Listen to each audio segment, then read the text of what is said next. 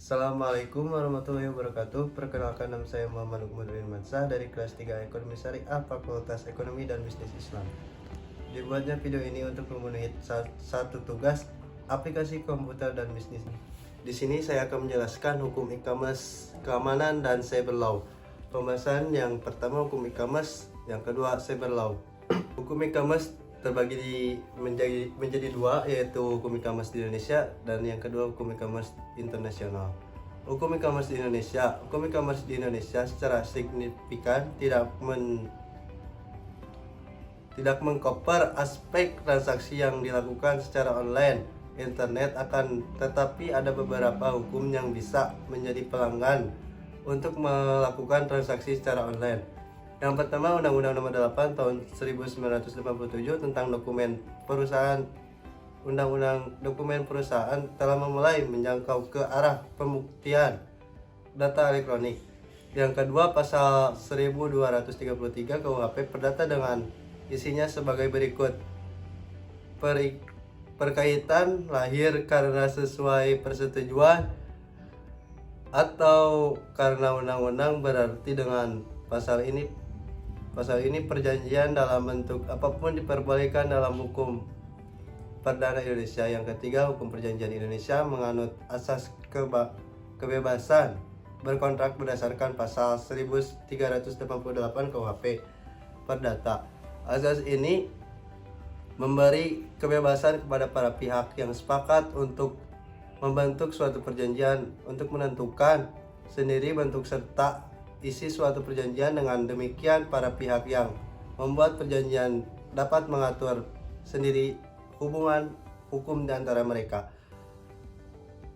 Hukum e-commerce internasional, terdapat beberapa peraturan yang dapat dijadikan pedoman dan pembuatan peraturan e-commerce, yaitu yang pertama, Universal Model Law Electronic E-commerce.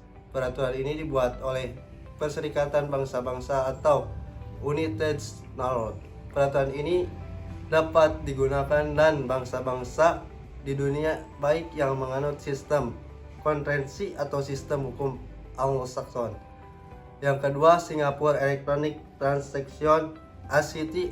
Eta terdapat 5 hal yang perlu digarisbawahi, yaitu yang pertama, tidak ada perbedaan antara data elektronik dengan dokumen tertulis. Yang kedua, suatu data elektronik dapat menggantikan suatu data tertulis. Yang ketiga, penjual atau pembeli atau pihak-pihak bisnis dapat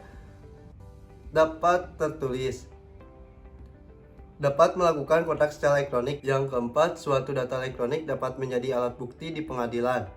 Yang kelima, jika data elektronik telah diterima oleh para pihak-pihak yang berkesepakatan, maka mereka harus bertindak sebagaimana kesepakatan yang terdapat pada data tersebut.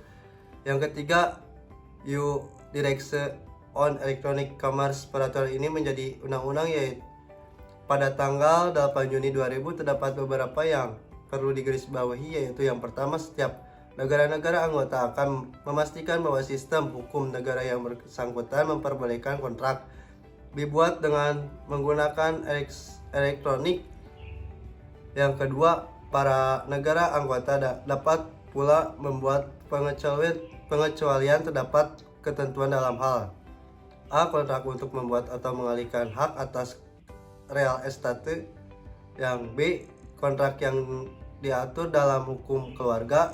C. Kontrak penjaminan. D. Kontrak yang melibatkan kewenangan pengadilan. Dan materi selanjutnya ada cyber law. Cyber law adalah aspek hukum yang istilahnya berasal dari cyberspace law, yang ruang lingkupnya meliputi setiap aspek yang berhubungan dengan orang, perorangan, atau subjek hukum yang menggunakan dan memanfaatkan teknologi internet yang dimulai pada saat mulai online dan memasuki dunia cyber atau maya. Jenis kejahatan cyber. Aspek hukum terhadap kejahatan cyber. Yang pertama, joy computing adalah pemakaian komputer orang lain tanpa izin. Hal ini termasuk pencurian waktu operasi komputer. Yang B, hacking adalah mengakses secara tidak sah atau tanpa izin dengan alat suatu terminal. C, the Dozen Horse Manipulasi data atau program dengan jalan mengubah data atau instruksi pada sebuah program, menghapus, menambah, menjadikan terjangkau dengan tujuan untuk kepentingan pribadi atau orang lain. D. Data leakage adalah menyangkut bocornya data keluar terutama mengenai data yang harus dirahasiakan. E. Data deadling, yaitu suatu perusahaan mengubah data valid atau sah dengan cara tidak sah, mengubah input atau output data. F. To proceed that data communication at deadling, yaitu penyiaan data komputer. G. Software privasi, yaitu pembajakan perangkat lunak terhadap hak cipta yang dilindungi haki. Dalam aspek hukum terhadap kejahatan cyber, dalam katanya dengan penentuan hukum yang berlaku dikenal beberapa asas yang biasa digunakan, yaitu yang pertama asas subjektif territoriality, asas yang menekankan bahwa keberlakuan hukum ditentukan berdasarkan tempat perbuatan dilakukan dan penyelesaian tindak pidananya dilakukan orang lain. Yang kedua, asas objektif territoriality, asas yang menyatakan bahwa hukum yang berlaku adalah hukum di mana akibat utama perbuatan itu terjadi dan memberikan dampak yang sangat merugikan bagi negara yang bersangkutan. Yang ketiga, asas nationality, asas yang menentukan bahwa negara mempunyai jurisdiksi untuk menentukan hukum berdasarkan kewargaan pelaku. Yang keempat, asas protective principle, asas yang menentukan jurisdiksi berdasarkan kewarganegaraan korban. Yang kelima, asas universality, asas ini menentukan bahwa setiap negara berhak untuk menangkap dan menghukum para pelaku pembajakan.